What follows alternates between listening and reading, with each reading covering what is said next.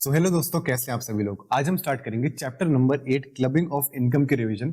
बहुत ही छोटा सा चैप्टर है, बहुत ही इजी चैप्टर है, जल्दी से खत्म हो जाएगा। चलिए इसे स्टार्ट करते हैं। सबसे पहले देखते हैं कि क्लबिंग ऑफ इनकम का मीनिंग होता है क्या। इसका मतलब होता है कि income of one person is included in the income of another person. एक पर्सन ने इनकम कमाई लेकिन वो टैक्सेबल हो जाएगी किसी और पर्सन के हैंड्स में, उसे बोला जाता है क्लबिंग ऑफ इनकम। सबसे पहला हमारा केस आता है इनकम ऑफ माइनर चाइल्ड। ये क्या होता है, ध्यान से देखो। ये सेक्शन कहता है कि अगर कोई माइनर चाइल्ड है, अगर वो कोई इनकम कमाता है तो उसके पेरेंट्स के हाथ में टैक्सेबल हो जाएगी। लेकिन सवाल ये आता है कि कौन से पेरेंट के हाथ में टैक्सेबल हो जाएगी, मम्मी के हाथ में होगी या पापा की होगी। द आंसर इज उस पेरेंट के हाथ में टैक्सेबल होगी जिसकी total income before clubbing minus income ज्यादा है। अगर मम्मी की total income before clubbing minus income ज्यादा है और पापा की कम है तो मम्मी के हाथ में टैक्सेबल हो जाएगी। अगर पापा की ज्यादा है तो पापा के हाथ में टैक्सेबल हो जाएगी। एक बार अगर इनकम जो है अगर किसी एक पेरेंट के हाथ में टैक्सेबल हो जाएगी तो आगे चलकर आगे आने वाले हर साल में उसी पेरेंट के हाथ में टैक्सेबल की जाएगी। लेकिन अगर जो हमारा असेसिंग ऑफिसर है, हमारा जो असेसिंग ऑफिसर है, वो चाहे तो इस चीज को चेंज कर सकता है। वो चाहे तो इसे चेंज कर सकता है after giving an opportunity of being heard. लेकिन एक बात बताओ, अगर मान लो मम्मी और पापा साथ में नहीं रहते, मम्मी और पापा साथ में नहीं रहते यानी उनका डिवोर्स हो चुका है, तो बताओ किसके हाथ में टैक्सेबल हो जाएगी। द आंसर इज उस पेरेंट के हाथ में टैक्सेबल हो जाएगी जो कि उस बच्चे को मेंटेन करता है। यानी कि बच्चा जिसके साथ रहता है उसी के हैंड्स में इनकम को टैक्सेबल किया जाएगा। अगर मान लो इनकम ऑफ क्लबिंग, अगर मान लो माइनर की इनकम क्लब होती है किसी पेरेंट के हाथ में, तो जिस पेरेंट के हाथ में इनकम को क्लब किया जाता है उसे एक एग्जम्पशन मिलती है 1500 पर एनम पर चाइल्ड की। यहाँ पे ध्यान रखना, यहाँ पर कोई मैक्सिमम लिमिट नहीं है, यानी कि यहाँ पर आपकी कोई maximum limit of number of children नहीं है। ऐसा नहीं है अगर आपके 4 बच्चे होंगे तो आप चार बार 1500 की एग्जम्पशन लोगे, 10 होंगे तो 10 बार लोगे। लेकिन एक चीज का ध्यान रखना, ये जो एग्जम्पशन है ये हमारी न्यू रेजिम सेक्शन 115 BSc के अंदर एग्जिस्ट नहीं करती।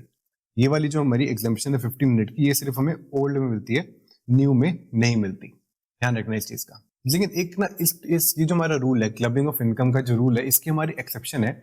ये एक्सेप्शन कहती है कि 3 केसेस ऐसे होंगे जहां पर हमारी क्लबिंग ऑफ इनकम का प्रोविजन नहीं लगेगा।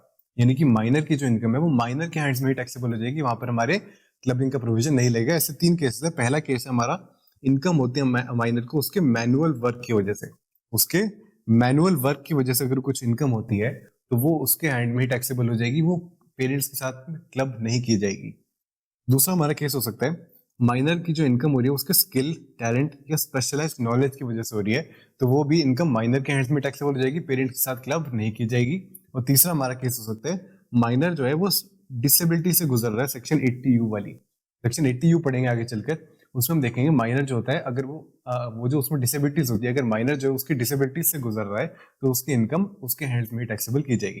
तो देखो 3 केसेस है। पहला तो मैनुअल वर्क करता है, मतलब कि चाइल्ड लेबर करता है। दूसरा हमारा केस है कि वो स्किल, टैलेंट या स्पेशलाइज्ड नॉलेज की वजह से इनकम कमाता है, तो वो उसके हैंड में टैक्सेबल हो जाएगी। अब सर स्किल टैलेंट क्या होता है? स्किल फॉर एग्जांपल वो चेस खेलता है, और चेस ओलंपियाड में जाकर कुछ पैसे जीत कर आता है, तो वो उसकी स्किल की वजह से उसे इनकम हुई है, वो उसके हैंड पे टैक्सेबल होगी। टैलेंट फॉर एग्जांपल वो इंडियन आइडल में जाता है, वहां पर गाना गा कर आता है और वहां पर उसको कुछ इनकम होती है, तो वो उसके हैंड में ही टैक्सेबल की जाएगी। तीसरा स्पेशलाइज्ड नॉलेज फॉर एग्जांपल वो व्हाइट हेड जूनियर से वो कोडिंग सीखता है और अपना कोड किसी कंपनी को जाकर बेच देता है, उसे जो इनकम हुई है वो उसकी स्पेशलाइज्ड नॉलेज की वजह से हुई है, वो उसके हैंड में टैक्सेबल करी जाएगी। लेकिन सर एक बात बताओ, ये जो इनकम उसने कमाई है इन 3 सोर्सेस से, आगे चलकर मान लो इस इनकम की वो एफडी करा देता है, यानी कि उस एफडी पे उसे इंटरेस्ट रिसीव होता है। वो एफडी पे जो इंटरेस्ट उसे रिसीव हो रहा है वो उसकी सेकेंडरी इनकम है। तो सवाल ये आता है कि अगर मान लो उसने फर्स्ट टाइम प्राइमरी इनकम जो कमाई उसने इन तीनों से कमाई और आगे चलकर इस इनकम को उसने इन्वेस्ट करके कुछ सेकेंडरी इनकम कमाई, तो क्या सेकेंडरी इनकम माइनर के हैंड में टैक्सेबल होगी या फिर पेरेंट के हाथ में टैक्सेबल होगी? The answer is secondary income always parents के हाथ में ही टैक्सेबल करी जाएगी। और इसकी एक एक्सप्लेनेशन मैंने दे रखी है, देखते हैं क्या लिखा है।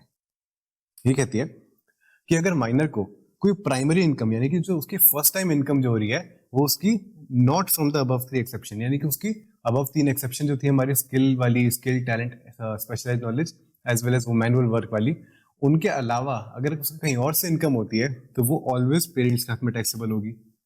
अगर प्राइमरी इनकम जो है वो उसकी 3 एक्सेप्शन से हो रही है, यानी कि जो 3 एक्सेप्शन हमने पढ़ी, manual work, skill talent, specialised knowledge, अगर वहां से हो रही है तो वो माइनर के हैंड में टैक्सेबल होगी। लेकिन जो सेकेंडरी इनकम वो ऑलवेज पेरेंट्स के हाथ में ही टैक्सेबल करी जाती है। माइनर का जो मतलब है, माइनर का मतलब है माइनर मैरिड डॉटर ऑल्सो, यानी कि माइनर की डेफिनेशन में माइनर मैरिड डॉटर को भी इंक्लूड किया गया है। तो माइनर मैरिड डॉटर को अगर कुछ इनकम होती है तो उसके ऊपर भी क्लबिंग प्रोविजन लगेंगे, पेरेंट के हाथ में टैक्सेबल कर दिया जाएगा। चाइल्ड का मतलब क्या होता है? चाइल्ड मतलब होता है अपना चाइल्ड तो है ही, साथ में कोई अडॉप्टेड चाइल्ड है तो वो भी आ जाएगा, कोई आपका स्टेप चाइल्ड है तो वो भी इसके डेफिनेशन में आ जाएगा। तो इन अपना child, step child, adopted child, सबके ऊपर अगर कोई इनको कुछ इनकम होती है तो वहां पे क्लबिंग का प्रोविजन लग जाएगा। नेक्स्ट हमारा जो केस आता है वो आता है एसेट ट्रांसफर टू स्पाउस। आओ देखो क्या लिखा है। ये कहता है कि अगर कोई इंडिविजुअल है वो अपने स्पाउस को कोई भी एसेट ट्रांसफर कर देता है विदाउट कंसिडरेशन या फिर फॉर इनएडिक्वेट कंसिडरेशन, जैसे कि फॉर एग्जांपल 1 करोड़ का एसेट है, अगर उसने फ्री में दे दिया अपनी वाइफ को, या फिर उसने क्या किया 1 करोड़ के एसेट के लिए सिर्फ 10 लाख रुपए चार्ज करे, तो उसे बोला जाता है इनएडिक्वेट कंसिडरेशन या फिर विदाउट कंसिडरेशन। अगर एक इंडिविजुअल ने कोई एसेट ट्रांसफर कर दिया अपने स्पाउस को विदाउट कंसिडरेशन या इनएडिक्वेट कंसिडरेशन, तो आगे चलकर उस एसेट से जो भी इनकम होगी वो रिसीव तो करेगी स्पाउस, लेकिन उसके ऊपर जो टैक्स होगा वो टैक्स भरेगा वो इंडिविजुअल। आओ देखते क्या लिखा है। फॉर एग्जाम्पल, मेरी एक वाइफ है, मैंने क्या किया, मेरे पास एक एफडी थी, उससे मुझे इंटरेस्ट आता था, मैंने उस एफडी को अपनी वाइफ को ट्रांसफर कर दिया और मैंने बदले में कुछ पैसे नहीं लिए, मैंने उसे फ्री में ट्रांसफर कर दिया विदाउट कंसिडरेशन। तो आगे चलकर उस एफडी पे जो भी इंटरेस्ट होगा वो रिसीव तो करेगी मेरी वाइफ, लेकिन वो टैक्सेबल हो जाएगा मेरे हैंड्स में, यानी कि वो मेरे हैंड्स में क्लब कर दिया जाएगा। लेकिन ये जो चीज है ना, ये जो क्लबिंग का प्रोविजन है, ये तभी लगेगा जब हस्बैंड और वाइफ का रिलेशनशिप एग्जिस्ट करता होगा। कब? At the time of transfer of asset as well as at the time of generation of income. जब एसेट को ट्रांसफर कर रहे हैं तब भी हस्बैंड वाइफ होना चाहिए, और अगर जब जनरेशन ऑफ इनकम हो रही है, जब इनकम रिसीव हो रही है, तब भी हस्बैंड वाइफ रिलेशनशिप एग्जिस्ट करना चाहिए। फॉर एग्जाम्पल, मान लो कि अगर उसने ट्रांसफर ऑफ एसेट किया था, कब किया था? जब अभी एंगेजमेंट होती है, अभी वो उसकी सिर्फ फियोन्से थी, अभी सिर्फ फियोन्से थी, तभी उसने ट्रांसफर ऑफ एसेट कर दिया था। तो आगे चलकर हस्बैंड वाइफ होने के बाद भी जो भी उसे इनकम होगी वो कभी भी क्लब नहीं होगी। लेकिन दूसरा एग्जाम्पल, मान लो जब उसने ट्रांसफर किया था, तब तो वो हस्बैंड वाइफ थे, आगे चलकर उनका डिवोर्स हो जाता है, तो डिवोर्स होने के बाद जो भी इनकम जनरेट होगी एसेट के ऊपर वो भी क्लब नहीं होगी। इसका मतलब कि husband wife relationship, transfer of asset as well as generation of income, दोनों के टाइम पर एग्जिस्ट करना चाहिए। नेक्स्ट हमारा पॉइंट कहता है कि देखो, बहुत सी बार क्या होता है कि लोग डिवोर्स नहीं लेते लेकिन अग्रीमेंट टू लिव अपार्ट कर लेते हैं, यानी कि दोनों में झगड़ा हो जाता है, दोनों अलग अलग रहना शुरू हो जाते हैं, लेकिन अभी उनका डिवोर्स नहीं होता, तो यहाँ पर भी हमारा क्लबिंग का प्रोविजन नहीं लगता। नेक्स्ट हमारा पॉइंट कहता है कि जो हमारा हाउस प्रॉपर्टी होती है ना, ये जो हमारा प्रोविजन था ऊपर, जो हमने ये वाला पढ़ा प्रोविजन, ये ऑल एसेट्स के लिए है, लेकिन हाउस प्रॉपर्टी के लिए नहीं है। बाकी कोई भी एसेट है लेकिन हाउस प्रॉपर्टी के लिए नहीं है। ऐसा क्यों? ऐसा इसलिए क्योंकि जो हमारी हाउस प्रॉपर्टी होती है ना, ये हाउस प्रॉपर्टी ये ऑलरेडी हमारे सेक्शन 27 में कवर हो जाती है। जब हमने हाउस प्रॉपर्टी पढ़ा था, सेक्शन 27 पढ़ा था हमने हाउस प्रॉपर्टी वाले चैप्टर में, उसमें हमने देखा था कि एक कंसेप्ट आता है डीम्ड ओनर का, वो कंसेप्ट कहता था, उसमें पहला पॉइंट कहता था कि अगर एक इंडिविजुअल अपने स्पाउस को कोई हाउस प्रॉपर्टी ट्रांसफर कर देता है विदाउट कंसिडरेशन या फिर फॉर इनएडिक्वेट कंसिडरेशन, तो माना जाता है कि वो इंडिविजुअली उस प्रॉपर्टी का डीम्ड ओनर है। तो आगे चलकर जो भी रेंट रिसीव होता था वो ऑलरेडी उस इंडिविजुअल के हैंड्स में एज डीम्ड ओनर टैक्सेबल होता था।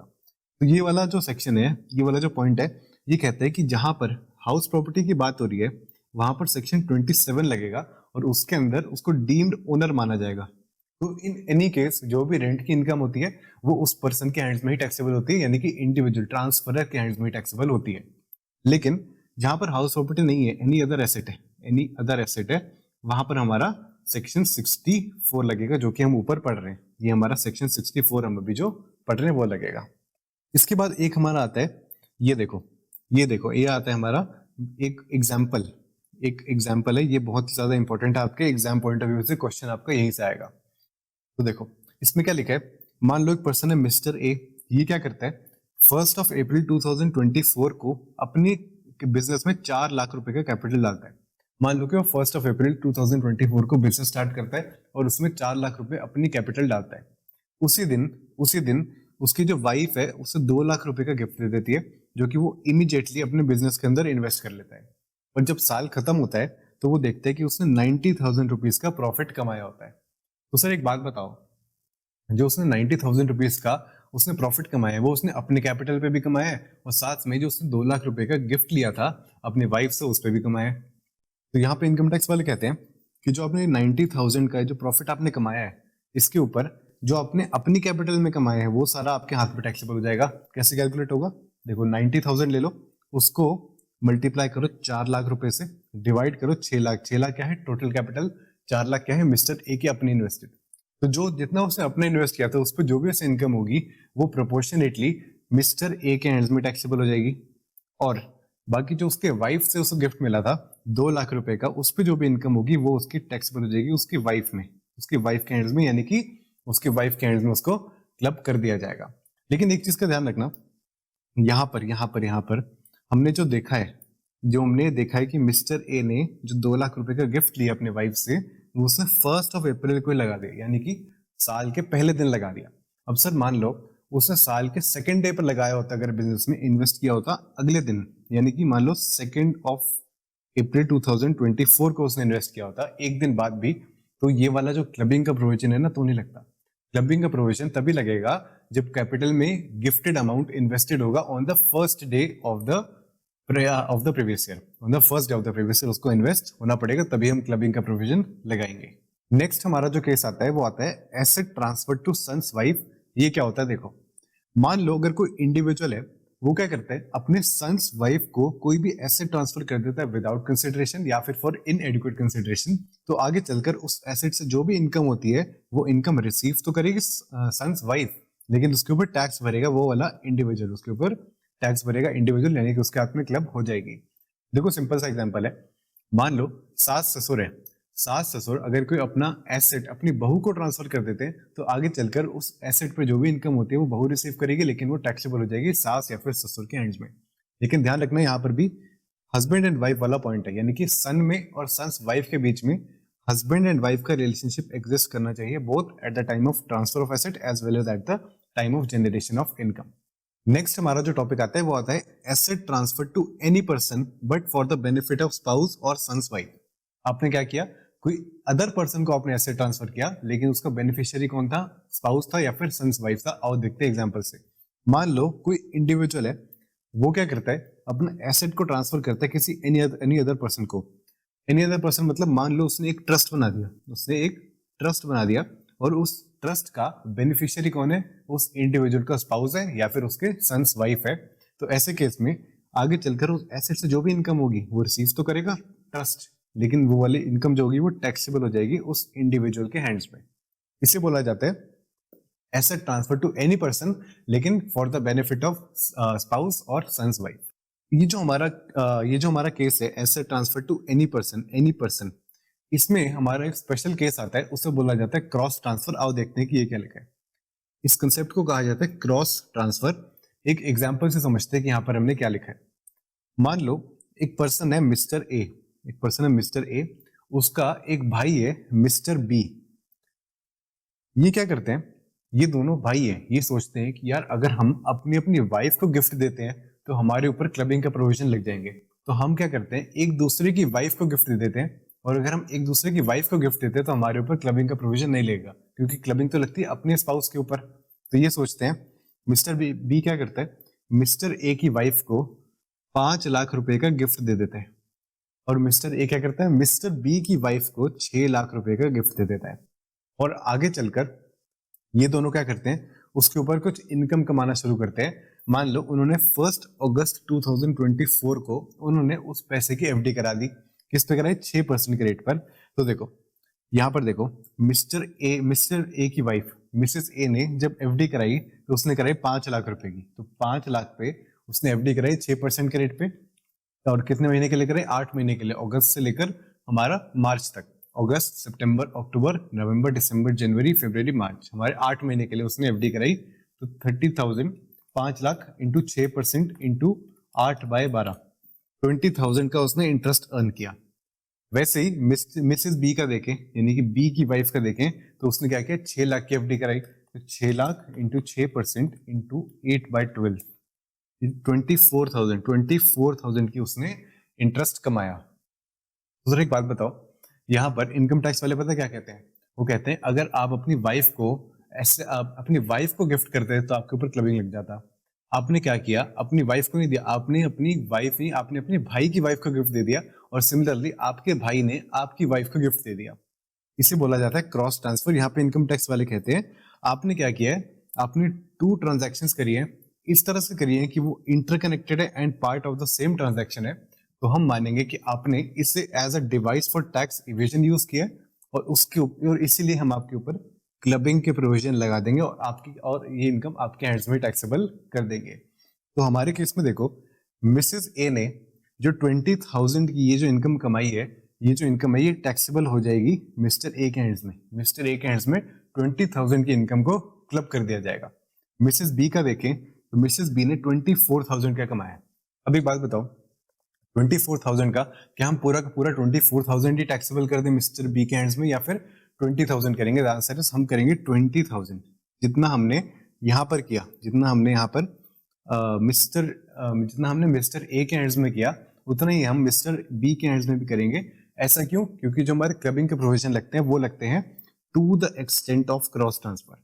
हमारे केस में मिस्टर ए ने दिए 6 लाख, मिस्टर बी ने दिए 5 लाख, दोनों ने क्रॉस ट्रांसफर कितना किया? क्रॉस ट्रांसफर किया उन्होंने 5 लाख। तो 5 लाख के ऊपर जितनी भी इनकम है वो क्लब होगी।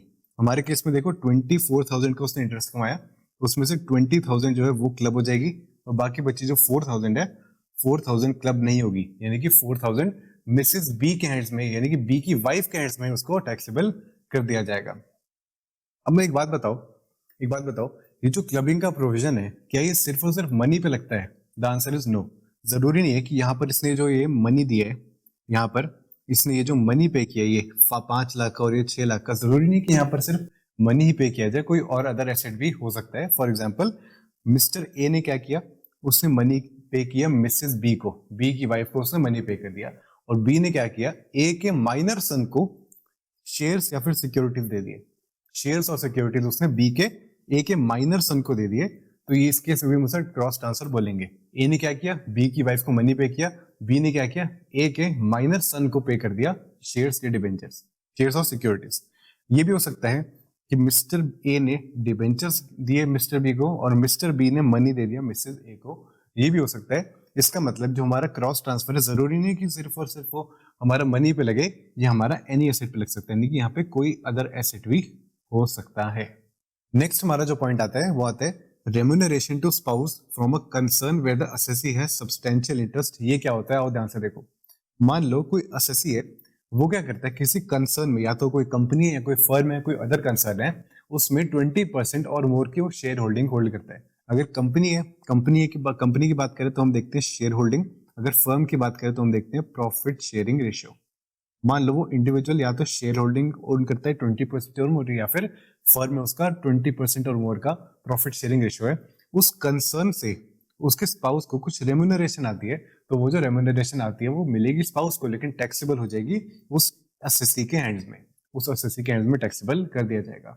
लेकिन इसकी एक्सेप्शन ये है कि ये जो स्पाउस है ना, ये स्पाउस, ये जो हमारी स्पाउस है, अगर हमारी स्पाउस के पास कोई टेक्निकल या प्रोफेशनल क्वालिफिकेशन है, एंड उस टेक्निकल एंड प्रोफेशनल क्वालिफिकेशन के अकॉर्डिंग ही उसको रेम्यूनरेशन दी जा रही है, तो ऐसे केस में वो जो रेम्यूनरेशन है वो स्पाउस के हैंड्स में टैक्सेबल होगी, क्लबिंग का प्रोविजन नहीं लगेगा। मतलब कि मान लो जो मेरी स्पाउस है, अगर वो सीए, वो चार्टर्ड अकाउंटेंट है, और वो इस कंसर्न का फाइनेंस डिपार्टमेंट संभाल रही है, तो उसकी क्वालिफिकेशन के अकॉर्डिंग उसको पे किया जा रहा है, तो ऐसे केस में क्लबिंग नहीं होगी। लेकिन अगर मान लो कि वो सीए है और उसको हमने एचआर डिपार्टमेंट संभालने के लिए दे दिया, तो ऐसे केस में उसकी क्वालिफिकेशन उसके काम नहीं आ रही, तो उसके लिए जो रेम्यूनरेशन है वो हमारे असेसी के हैंड्स में उसको क्लब कर दिया जाएगा। इसके बाद देखो, यहाँ पे मैंने देखा, एक बार इसे मिटा लेते हैं। यहाँ पे मैंने लिखा था along with his relatives, assessee along with his relatives। मान लो कि एक असेसी है जो कि सब्सटेंशियल इंटरेस्ट खुद से होल्ड नहीं करता, वो खुद से होल्ड करता सिर्फ 5%, लेकिन उसका जो भाई है वो होल्ड करता है अंदर 5%, उसके मम्मी होल्ड करती है और 5%, उसके पापा जो है वो होल्ड करते हैं 10%। टोटल कितना हुआ आपका 25%, मतलब कि 20% और मोर का यहाँ पर आपका शेयर होल्डिंग हो जाता है। तो ऐसे केस में हमने देखा कि इंडिविजुअल ने अकेले तो 5% होल्ड किया, लेकिन सबने रिलेटिव्स के साथ मिलकर उसका 20% और मोर यानी सब्सटेंशियल इंटरेस्ट हो गया। तो बताओ ऐसे केस में क्लबिंग लगेगी कि नहीं लगेगी? The answer is absolutely yes, लगेगी। इसका मतलब हमने जो शेयर होल्डिंग देखनी है, सब्सटेंशियल इंटरेस्ट देखना है, वो हमने अपने रिलेटिव्स का शेयर होल्डिंग को ऐड करके देखना है। रिलेटिव्स में कौन आता है? स्पाउस खुद भी आती है, mother, father, brother, sister, lineal ascendant, descendant. Relatives में कौन आता है? असेसी, असेसी का स्पाउस, असेसी के मदर, फादर, ब्रदर, सिस्टर और उसके लीनियल असेंडेंट एंड डिसेंडेंट, सारे मिलकर जितनी भी होल्डिंग करते हैं सबको कंसिडर करेंगे उसका सब्सटेंशियल इंटरेस्ट देखने के लिए। उसके बाद देखेंगे अगर रेम्यूनरेशन आ रही है तो उसको हम क्लब कर देंगे असेसी के हैंड्स में। लेकिन एक बात बताओ, ऐसा भी तो हो सकता है कि यहाँ पे मैंने देखा रिलेटिव की डेफिनेशन में स्पाउस भी लिखा है। इसका मतलब ऐसा भी हो सकता है कि मान लो आपका हस्बैंड जो है और एक वाइफ है, हस्बैंड जो है वो खुद होल्ड करता है 10% और उसकी वाइफ जो है वो होल्ड करती है 13%। दोनों का मिलाकर आपको हो जाएगा 23%। 20% से ज्यादा हो गया, सब्सटेंशियल इंटरेस्ट हो गया। और एक बात बताओ, ऐसा भी तो हो सकता है कि उस कंसर्न से रेम्यूनरेशन भी दोनों ले रहे हैं, उस कंसर्न से हस्बैंड भी कुछ रेम्यूनरेशन ले रहा है, उससे वाइफ भी कुछ रेम्यूनरेशन ले रही है। तो ऐसे केस में किस तरह से हमने क्लबिंग करेगी, आओ देखते हैं। इसमें लिखा है कि अगर हस्बैंड और वाइफ दोनों ही सब्सटेंशियल इंटरेस्ट होल्ड करते हैं और दोनों ही रेम्यूनरेशन भी रिसीव करते हैं, तो ऐसे केस में जो इनकम है वो उस वाले स्पाउस के हैंड्स में टैक्सेबल कर दी जाएगी जिसकी total income before clubbing the remuneration of the other spouse higher है। आओ एग्जांपल से देखते हैं। मान लो एक है हस्बैंड और एक है वाइफ। हस्बैंड की जो रेम्यूनरेशन है वो है 10 लाख, वाइफ की जो रेम्यूनरेशन है वो है 12 लाख। अब देखो पहले तो हमें दिख रहा है कि यहाँ पर हस्बैंड की जो रेम्यूनरेशन है वो कम है और वाइफ की ज्यादा है, तो इसमें ऐसे केस में क्या होगा, सारी की सारी जो रेम्यूनरेशन होगी वो हस्बैंड से हटाकर यहाँ पे वाइफ में डाल दी जाएगी और 22 लाख वाइफ के हैंड्स में टैक्सेबल कर दिए जाएंगे। लेकिन एक बात बताओ, वैसे ही यहाँ पर अगर हम देखते हैं, ये जो 10 लाख की उसकी इनकम है हस्बैंड की, उसके अलावा उसके पास 4 लाख की और अदर इनकम है, तो टोटल कितनी है उसकी 14 लाख। ऐसे केस में जो 12 लाख की जो इनकम है वाइफ की वो उसके हाथ में नहीं, वो यहाँ पे क्लब हो जाएगी हस्बैंड के हैंड्स में और टोटल यहाँ पे 26 लाख हमारे हस्बैंड के हैंड्स में टैक्सेबल कर दिया जाएगा। इस तरह से हमने उसको क्लब करना है। एक बारी अगर किसी एक स्पाउस के हैंड्स में टैक्सेबल हो जाती है, क्लब हो जाती है, तो आगे चलकर उसी स्पाउस के हैंड्स में उसको हर साल ही क्लब करना है। लेकिन हमारा जो असेसिंग ऑफिसर है वो चाहे तो इसको चेंज कर सकता है, यानी कि वो after giving an opportunity of being heard इसको चेंज करके किसी दूसरे स्पाउस के हैंड में उसको टैक्सेबल कर सकता है। नेक्स्ट हमारा जो कंसेप्ट आता है वो आता है transfer of income without transfer of asset. आपने एसेट ट्रांसफर नहीं किया, आपने एसेट से होने वाली इनकम को ट्रांसफर कर दिया, इसे बोला जाता है transfer of income without transfer of asset. आओ एक छोटे से एग्जांपल से देखते हैं। सपोज एक पर्सन है मिस्टर ए, ये क्या करता है, अपनी इसके पास एक बिल्डिंग थी, उस बिल्डिंग को उसने लेट आउट कर दिया at a rent of 50,000 per month.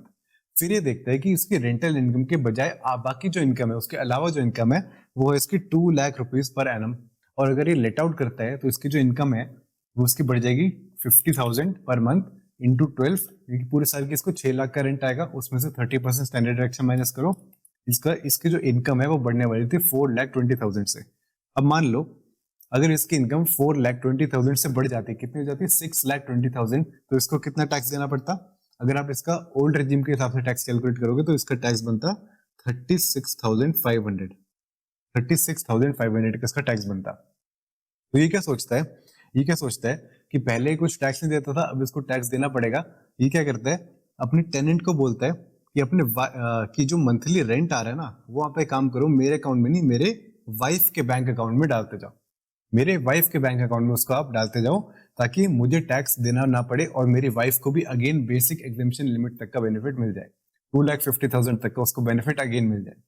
अगर मान लो उसकी वाइफ के बैंक अकाउंट में जाता तो कितना जाता, 4,20,000 उसके हैंड में टैक्सेबल हो जाता, उस पर आपका टैक्स बनता है अराउंड 8,500 का आपका उसके ऊपर टैक्स बनता है। एक बात बताओ, अगर वो इनकम ट्रांसफर ना करता तो उसका टैक्स बनता है 36,500। अगर उसने ट्रांसफर कर दिया तो उसकी वाइफ का टैक्स बन रहा है 8,500। तो यहाँ पे इनकम टैक्स वाले कहते हैं कि हम इतने बेवकूफ नहीं है, आपने क्या किया है सिर्फ अपनी सोर्स ऑफ इनकम ट्रांसफर करिए विदाउट ट्रांसफरिंग द एसेट। इसलिए हम क्या करेंगे, जो भी उससे इनकम होगी, जो भी आपकी उसकी इनकम होगी, वो हम टैक्सेबल कर देंगे आप ही के हैंड्स में, यानी कि मिस्टर ए के हैंड्स में उसको हम टैक्सेबल कर देंगे। फिर चाहे इनकम रिसीव आपकी वाइफ करे, लेकिन टैक्सेबल हो जाएगी मिस्टर ए के हैंड्स में। नेक्स्ट हमारा जो केस आता है वो आता है एक रेवोकेबल ट्रांसफर ऑफ एसेट का। ये क्या होता है, ध्यान से देखो। सपोज एक पर्सन है मिस्टर ए क्या करता है, दूसरा पर्सन है मिस्टर बी, इसको अपना एक एसेट ट्रांसफर करता है और जो ट्रांसफर की उसकी डीड होती है, ट्रांसफर डीड में एक क्लॉज ऐड कर देता है कि ये जो हम ट्रांसफर कर रहे हैं ये एक रेवोकेबल ट्रांसफर है। हम जो ट्रांसफर कर रहे हैं ये एक रेवोकेबल ट्रांसफर है। आगे चलकर मिस्टर ए जब चाहे उस ट्रांसफर को रिवोक कर सकता है और मिस्टर बी को एसेट रिटर्न करना पड़ेगा। तो इसे बोला जाता है एक revocable transfer of asset. Income tax वाले कहते हैं आपने ये जो ट्रांसफर किया ना ये सिर्फ एक छलावा ट्रांसफर है, आपने ट्रांसफर सिर्फ टैक्स बचाने के लिए किया है। तो हम क्या करेंगे, मिस्टर बी को आगे चलकर जो भी इनकम होगी, ट्रांसफर को जो भी इनकम होगी वो टैक्सेबल कर दी जाएगी मिस्टर ए के हैंड्स में, यानी ट्रांसफरर के हैंड्स में उसको टैक्सेबल कर दिया जाएगा। तो देखो दो केस हो सकते हैं, या तो जो हमारा ट्रांसफर ऑफ एसेट है या तो वो होगा एक इररेवोकेबल ट्रांसफर या तो होगा हमारा रेवोकेबल ट्रांसफर। अगर इररेवोकेबल ट्रांसफर है तो सिंपल केस है, जो भी इनकम है वो ट्रांसफर ही के हैंड्स में टैक्सेबल हो जाएगी और कोई भी क्लबिंग का प्रोविजन यहाँ पर नहीं लगेगा। लेकिन अगर हमारा जो ट्रांसफर है वो रेवोकेबल ट्रांसफर है तो जो भी इनकम है वो ट्रांसफरी को मिलेगी, लेकिन रिसीव करेगा ट्रांसफरी, लेकिन टैक्सेबल हो जाएगी ट्रांसफरर के एंड में, यानी कि यहाँ पर क्लबिंग का प्रोविजन लग जाएगा। अब इसमें हमारा एक स्पेशल केस आता है, ये हमारी exception to the above rule. ध्यान से देखना है इसमें क्या लिखा है। देखो जनरली हमको रेवोकेबल ट्रांसफर करते हैं तो वहां पर हम देखते हैं कि क्लबिंग का प्रोविजन लग जाता है, वहां पे हम क्लबिंग कर लेते हैं। लेकिन अगर मान लो कि हमने जो रेवोकेबल ट्रांसफर है हमने जो किया है वो किया हमने revocable after the death of the beneficiary और द ट्रांसफरी। जब ट्रांसफरी या बेनिफिशियरी जो भी है अगर वो मर जाता है उसके बाद वो रेवोकेबल हो जाती है, उससे पहले वो इररेवोकेबल है, तो हम उसमें क्लबिंग का प्रोविजन तब तक नहीं लगाएंगे जब तक वो रेवोकेबल नहीं बन जाती। एग्जाम्पल से समझो, मान लो एक पर्सन है मिस्टर राजेश, इसका एक भाई है मिस्टर रमेश, और जिसको ये जो भाई है इसका ये है डिसेबल्ड, ये एक डिसेबल्ड पर्सन है। तो राजेश क्या करता है, अपने डिसेबल्ड भाई के लिए ना एक ट्रस्ट बना देता है और उस ट्रस्ट में एक हाउस प्रॉपर्टी को ट्रांसफर कर देता है। एक ट्रस्ट बनाता है उसमें हाउस प्रॉपर्टी को ट्रांसफर कर देता है ताकि आगे चलकर उस हाउस प्रॉपर्टी का जो भी रेंट है वो ट्रस्ट को मिलता रहेगा और उस ट्रस्ट का बेनिफिट उसके डिसेबल्ड भाई को मिलता रहेगा। तो ऐसे केस में ये जो सिचुएशन है ये है एक irrevocable transfer till the death of mister Ramesh, लेकिन revocable after the death of mister Ramesh. तो देखो जब तक रमेश जिंदा है, जब तक वो जिंदा है तब तक उस हाउस प्रॉपर्टी की जो भी इनकम है वो टैक्सेबल हो जाएगी ट्रस्ट के हैंड में, यानी कि ट्रांसफरी के हैंड्स में टैक्सेबल कर दी जाएगी। आगे चलकर जब रमेश जो है जब वो मर जाता है तो उसके बाद वो जो ट्रांसफर है वो बन जाएगा revocable after the death of mister Ramesh, और उसके बाद से जो भी उसकी इनकम होगी वो इंक्लूड हो जाएगी ट्रांसफर मिस्टर राजेश के हैंड्स में, उसको टैक्सेबल कर दिया जाएगा। नेक्स्ट हमारा जो केस आता है वो आता है एसेट ट्रांसफर टू एचयूएफ। आओ देखते हैं इसमें क्या लिखा है। मान लो कोई इंडिविजुअल है, वो क्या है, एक एचयूएफ का मेंबर है, वो अपने एचयूएफ को एक एसेट ट्रांसफर कर देता है विदाउट कंसिडरेशन या फिर फॉर इनएडिक्वेट कंसिडरेशन। तो आगे चलकर उस एसेट पे जो भी इनकम जनरेट होगी वो रिसीव तो करेगा हमारा एचयूएफ, लेकिन उसके ऊपर टैक्स भरेगा वो इंडिविजुअल। सिमिलरली जैसे हमने पहले देखा स्पाउस के केस में, बिल्कुल एग्जैक्टली सेम यहाँ पर हमने एचयूएफ के केस में देखा। लेकिन यहाँ पर ना हमारा एक स्पेशल केस आता है, एक special case partition of HUF कि सर अगर पार्टीशन ऑफ एचयूएफ हो जाता है तो आगे चलकर किस तरह से क्लबिंग की जाती है, आओ देखते हैं। ये कहते हैं कि देखो पहले आपने क्या किया, ऐसे ट्रांसफर कर दिया एचयूएफ को, तो उसकी जो भी इनकम हो रही थी वो एचयूएफ के हैंड में नहीं आपके हैंड में टैक्सेबल करी जा रही थी। ये तो हमने वही था जो हमने अभी ऊपर ये पढ़ा, एग्जैक्टली वही। लेकिन एक बात बताओ, लेटर ऑन अगर आगे चलकर एचयूएफ का पार्टीशन हो जाता है तो किस तरह से इसका ट्रीटमेंट करा जाएगा। तो देखो एक एचयूएफ है, मान लो उसमें आप मेंबर हो, उसमें आपके फादर मदर मेंबर है, उसमें आपके ब्रदर सिस्टर और आपकी स्पाउस भी उसकी मेंबर है। ये सारे उसके मेंबर्स हैं, तो जो भी एसेट होंगे एचयूएफ के उसके सारे मेंबर्स के बीच में डिवाइड कर दिए जाएंगे और आपकी स्पाउस को भी कुछ मिलेगा, आपके स्पाउस को भी कुछ एसेट मिलेंगे। तो आगे चलकर आपकी स्पाउस को जो एसेट मिले उसके ऊपर कोई इनकम जनरेट होती है तो वो जो इनकम है वो भी आपके हैंड्स में ही उसको टैक्सेबल कर दिया जाएगा, यानी कि असेसी के स्पाउस के हैंड में टैक्सेबल नहीं होगा, वो आपके हाथ में उसको टैक्सेबल कर दिया जाएगा। इनकम टैक्स वाले ऐसा क्यों कहते हैं, इसका रीजन ये है कि इनकम टैक्स वाले कहते हैं कि आपने क्या किया, अगर आप डायरेक्टली अपनी स्पाउस को ट्रांसफर करते हो तो आपके ऊपर क्लबिंग लग जाती। आपने क्या किया, आपने एक एचयूएफ को ट्रांसफर किया और लेटर ऑन आपने उस एचयूएफ का पार्टीशन करा दिया, आपने इनडायरेक्टली अपने एसेट्स को अपने स्पाउस को ट्रांसफर कर दिया, इसलिए हमने आपके ऊपर अगेन जब बाद में पार्टीशन के बाद इनकम होती है हमने अगेन आपके ऊपर उसके ऊपर क्लबिंग का प्रोविजन लगाना स्टार्ट कर दिया। अब हम देखते हैं क्लबिंग ऑफ इनकम से रिलेटेड कुछ एक्स्ट्रा पॉइंट्स है जो कि हमारी अंडरस्टैंडिंग के लिए बहुत ही ज्यादा इंपॉर्टेंट है। सबसे पहला पॉइंट आता है हमारा प्राइमरी इनकम और सेकेंडरी इनकम में डिफरेंस। अब देखो मान लो कि मैंने अपनी वाइफ को कुछ डिबेंचर्स गिफ्ट करे, मैंने उसको डिबेंचर्स गिफ्ट करे, तो सर उस डिबेंचर पे जो भी इंटरेस्ट मेरी वाइफ को रिसीव होता है वो टैक्सेबल हो जाएगा मेरे हैंड्स में उसको क्लब कर दिया जाएगा, उस पर क्लबिंग लग जाएगी। लेकिन मान लो आगे चलकर उस इंटरेस्ट को मेरी वाइफ ने आगे चलकर एफडी करा दी, उस इंटरेस्ट की एफडी करा दी, उस एफडी पे उसे और इंटरेस्ट रिसीव हो रहा है, तो क्या वो भी मेरे हैंड में टैक्सेबल होगी? The answer is absolutely not, यानी कि वो हमारी सेकेंडरी इनकम है। तो देखो क्लबिंग का प्रोविजन जो लगता है हमेशा लगता है प्राइमरी इनकम पे, सेकेंडरी इनकम पे कभी भी क्लबिंग का प्रोविजन नहीं लगता। नेक्स्ट हमारा पॉइंट है सेल ऑफ ट्रांसफर्ड एसेट। ये क्या कहता है कि आगे चलकर अगर जो ट्रांसफर्ड एसेट है अगर उसको हमने बेच दिया तो क्या उसके ऊपर भी क्लबिंग लगेगी? The answer is absolutely yes. जैसे नॉर्मली हमारे किसी भी ट्रांसफर्ड एसेट पर इनकम जनरेट होती है उसको क्लब किया जाता है, वैसे ही माना जाता है कि अगर एसेट को ट्रांसफर कर दिया गया तो उससे जो भी इनकम है वो भी income generated from the asset ही मानी जाएगी और उसके ऊपर भी क्लबिंग का प्रोविजन लग जाएगा। नेक्स्ट हमारा पॉइंट आता है the word income includes loss. ये क्या होता है? अब तक हम देखते हैं clubbing of income, clubbing of income, clubbing of income, लेकिन एक बात बताओ, मान लो कि लॉस हो जाता है तो क्या लॉस को भी क्लब करना है? The answer is absolutely yes, loss को भी क्लब करेंगे। The word income includes loss. Next हमारा पॉइंट आता है when an asset transferred is converted into another form. Again वही एग्जांपल लो, मान लो मैंने अपनी वाइफ को डिबेंचर गिफ्ट करे और जिस कंपनी के वो डिबेंचर थे वो कंपनी क्या करती है, उस डिबेंचर्स को लेटर ऑन जाकर उसको शेयर्स में कन्वर्ट कर देती है। तो देखो जब तक वो डिबेंचर्स थे तब तक उसका इंटरेस्ट मेरे हाथ में टैक्सेबल होता था, मेरी वाइफ को मिलता था लेकिन टैक्सेबल होता था मेरे हाथ में।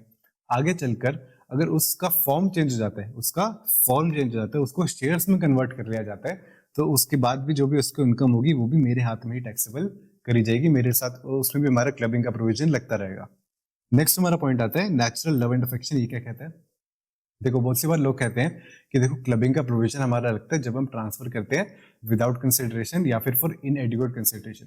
तो यहाँ पे लोग कहते थे कि देखो हम नेचुरल लव एंड अफेक्शन के लिए ट्रांसफर कर रहे हैं, यानी कि हमारी जो कंसिडरेशन है वो है हमारी नेचुरल लव एंड अफेक्शन, इसलिए आप हमारे ऊपर क्लबिंग का प्रोविजन मत लगाओ। तो यहाँ पर इनकम टैक्स वाले कहते हैं कि देखो अच्छी बात है, आपने नेचुरल लव एंड अफेक्शन के लिए आपने उसको ट्रांसफर कर दिया, बहुत अच्छी बात है, लेकिन हम ना क्या करेंगे, नेचुरल लव एंड अफेक्शन को एडिक्वेट कंसिडरेशन नहीं मानेंगे, एंड हेंस आपके ऊपर क्लबिंग का प्रोविजन लगा दिया जाएगा। फॉर एग्जाम्पल एक हस्बैंड ने वाइफ को एक एफडी ट्रांसफर कर दिया out of natural love and affection, तो उसके केस में भी क्लबिंग का प्रोविजन लग जाएगा। लास्ट हमारा पॉइंट आता है when transferred asset or money is invested by spouse or son's wife in business। याद है हमने सबसे पहला स्टार्टिंग में केस देखा था, सेकंड नंबर केस था हमारा एसेट ट्रांसफर टू स्पाउस। उसमें हमने देखा था कि मिस्टर ए, हमने एक एग्जांपल देखा था, मिस्टर ए की वाइफ उसे 2 लाख रुपए का कैपिटल देती है 1 अप्रैल को, जो कि वो उसी दिन जाकर बिजनेस में इन्वेस्ट कर देता है और साथ में अपना उसका खुद का इन्वेस्टेड भी 4 लाख होता है। सिमिलर यहाँ पर वही चीज दे रखी है, ये कहता है कि अगर मान लो स्पाउस ने या सन्स वाइफ ने अपने बिजनेस में पैसा लगा दिया गिफ्टेड वाला, तो उस बिजनेस से जो भी प्रॉफिट होगा वो भी क्लब हो जाएगा ट्रांसफर के हैंड में proportionately based on the capital invested on the first day of the previous year. तो आपने किस तरह से कैलकुलेट करना है, आओ देखो। सबसे पहले ले low income of the business in the previous year. हमारे केस में क्या था ये? हमारे केस में था ये 90,000। फिर उसके बाद ले लो amount gifted by the assessee. हमारे केस में मिस्टर ए की वाइफ ने कितना अमाउंट गिफ्ट किया था? उसने किया था 2 लाख रुपए, और उसको डिवाइड कर दो capital of the business on the first day of the previous year. ये हमारे केस में कितना था? 6 लाख था। लेकिन एक चीज का आपने ध्यान रखना है कि कैपिटल ऑफ द बिजनेस यहाँ पे मैंने लिखा है on the first day of the previous year. इसका मतलब कि अगर वो कैपिटल में गिफ्टेड अमाउंट को इन्वेस्ट करता 2 अप्रैल को, अगर एक दिन भी लेट हो जाता तो हम उसके केस में क्लबिंग नहीं लगता। क्लबिंग हमारी लगनी स्टार्ट होती है अगले साल से क्लबिंग लगती, यानी कि प्रीवियस से 24-25 में क्लबिंग नहीं लगती, अगले साल से लगने लगती, क्योंकि अगले साल में वो ऑलरेडी वो कैपिटल में अमाउंट इन्वेस्टेड होगा, इसलिए क्लबिंग हमारी नेक्स्ट ईयर से लगती। तो ध्यान रखना क्लबिंग हमारी तभी लगेगी जब गिफ्टेड अमाउंट जो है वो इंक्लूडेड होगा in the opening capital figure में, तभी हमारी क्लबिंग के प्रोविजन लगेंगे। आई होप आपको ये रिवीजन वीडियो बहुत पसंद आई होगी। अगर आपको नोट्स चाहिए तो डिस्क्रिप्शन में जाइए, एक लिंक दिखेगा, उस पर क्लिक करिए, साइन अप कीजिए एंड ये नोट्स आपको फ्रीली अवेलेबल हो जाएंगे। मिलते हैं आपसे अगली वीडियो में।